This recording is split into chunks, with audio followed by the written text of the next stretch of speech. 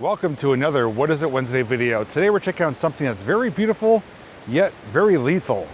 And although I have made numerous videos here over the years, and I've shown this particular spot probably over a dozen times, I've never really focused on this aspect of it.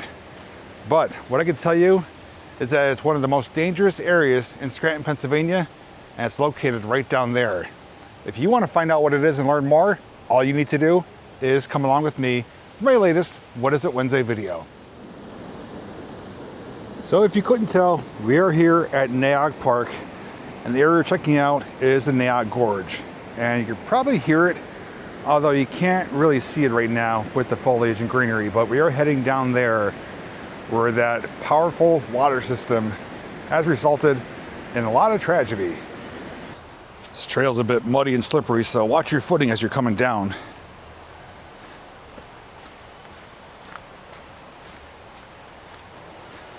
Well, at least we got some nice ample shade down here. And right behind you guys is the twin tunnels of the Delaware-Lackawanna. One's active, one's abandoned. And I have made a video on those, so if we do hear a train, it's going to be coming from over there. Trail is sloppy today. Nice descent down. Thankfully the railing's here, but we got some rock, some roots, some mud, some leaves, so not the best conditions. Definitely proper footwear, and paying attention to where you place your feet is kind of crucial for areas like this.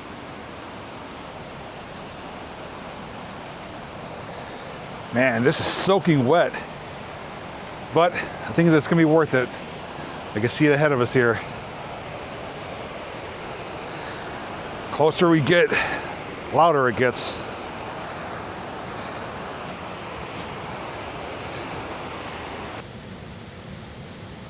You see drill markings there. And of course, some gorgeous nature's carpet. Can't come by here and not admire it. And I can already feel the cool breeze coming off the falls. And here we are. We have arrived.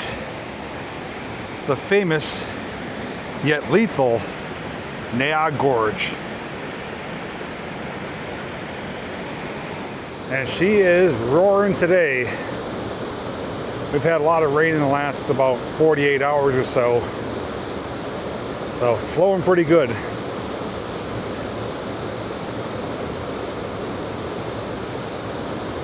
Now, like I said, I have made numerous videos from Nay Aug Park.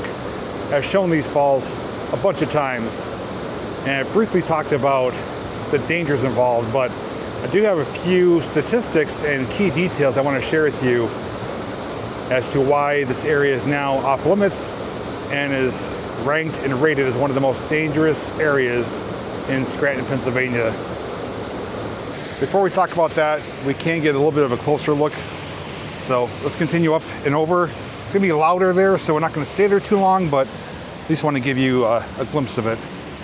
Oh, there's a painted dragonfly on the rock. Trail conditions over here, not ideal. It's gonna take several days for it to dry up, and the rocks themselves are extremely slippery. So that's pretty much telling you, can't go any further beyond this point. It is restricted, and you are subject to a $300 fine. But if you want to get close to the falls, this is about as close as you can get. And nature is obstructing the view with this plant right here. But you do get a good look at the gorge and the water flow. And up there is what is known as killer. And people often have jumped from up there. I've even seen individuals stand on top of the railing of the fence there, jumping in. And I don't know the distance. Let's see if I could eyeball it here. I'd say it's at least a 40-foot drop. And then that's looking back where we just were standing there. And you can see the train bridge in the distance. Now in the past, I have gone down here, walked down, got really close to it, I've flown my drone down here, and I even personally have gone swimming here, but not in the falls. I never jumped off, never went in these waters. I always went upstream where there's some calmer pools of water, but can't do that anymore either. We're gonna find out why. Feels good sitting here. Got a nice cool breeze wafting through the gorge here. So I do want to share with you some information as to why this area is so lethal and dangerous and pretty much off limits now.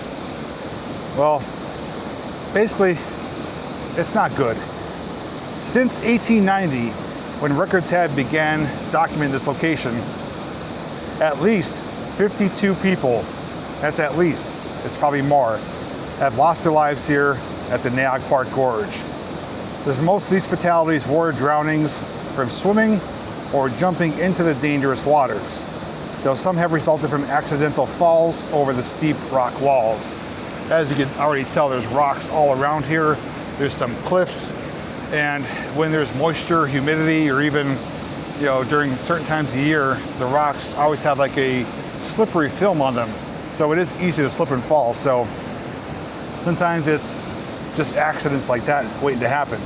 The most recent high-profile drowning at the gorge occurred on May 31st, 2020, claiming the life of a 23-year-old man. Now, swimming and trespassing in the gorge have been prohibited since 1986, but it's never been enforced. Up until around 2020, though, it was not uncommon to see dozens upon dozens of people here on hot summer days, whether right here at the gorge waterfall or anywhere along the body of water. But this was a well-known swimming, jumping, diving area for decades. But with the increasing popularity, well, it was also the increase of accidents and drownings. So they had to do something. So they not only posted signs, but reportedly, from what I've heard, is that there's even cameras here somewhere that are monitored by Scranton police.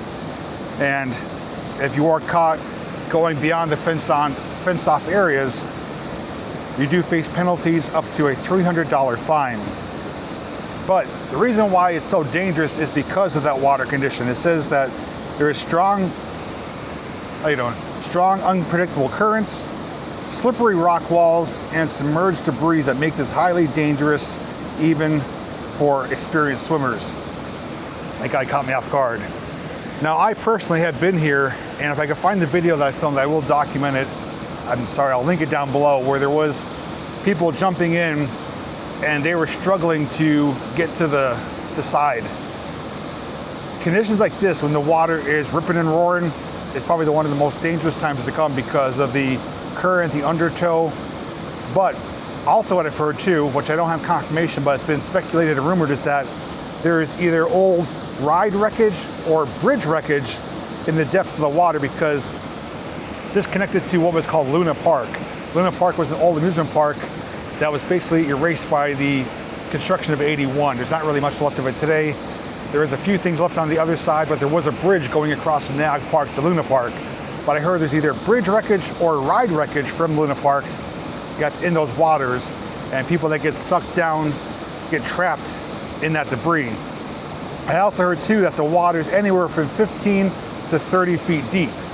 Again, I don't have confirmation of that. I'd love to find out, but I would dare to never go in these waters because, well, the statistics speak for themselves. Stay out of the water. But the one thing that I have realized from watching people and also just being a Pisces, understanding how water works, is that if you were ever to get in the water, you don't want to try to swim against the current. You're just going to expend your energy and not make any ground at all. What you want to do is basically let the water carry you downstream. Once you get past this area here, it shallows out. You can literally walk out of the water. So it goes from anywhere from 15 to 30 feet deep to just a few feet deep. And especially if there's been a dry spell where the rapids and the falls are flowing minimally compared to what they usually are, it's even easier. But I have seen people struggle here, people in great physical condition, and they were struggling to even make it to the side walls. So although it is beautiful, it's relaxing, it's a well-known area, it is now off limits. And yeah, people still do come here. There's still reports that people have to be rescued. And that's the other concern too, is that it puts rescuers in harm's way and danger. They have to often rappel down, use harnesses, deal with the slippery conditions, and also getting into the water too. But it's been covered in the news for as long as I've been alive of people being either rescued or recovered from here. And knowing that's been happening ever since 1890, well, best not to go in these waters. Even though you want to cool off on a hot summer day, there's other areas to go. This is not the location, but if you do have any information based on the depth of this water, or if there is bridge or ride wreckage, by all means, let me know down below. In the future, if I ever was to acquire an underwater drone, I'd love to send it down there, but the water's also kind of murky at times. So again, you have to have like a drought or a dry spell where the water, trickles over the falls and there's not a lot of sediment and cloudiness in the water. So, with that being said though, it's definitely a really beautiful area. Still encourage people to come down here and check it out for themselves if you ever do visit Nay Aug Park. If you're here for the Brooks Mine, it's not a far walk away, but you do have to have proper footwear and understand that if you're coming down, you have to go back up to get out. But you got a lot of canopy here, so it's shady, tons of rocks, great photo opportunities, and the constant white noise of the rushing water.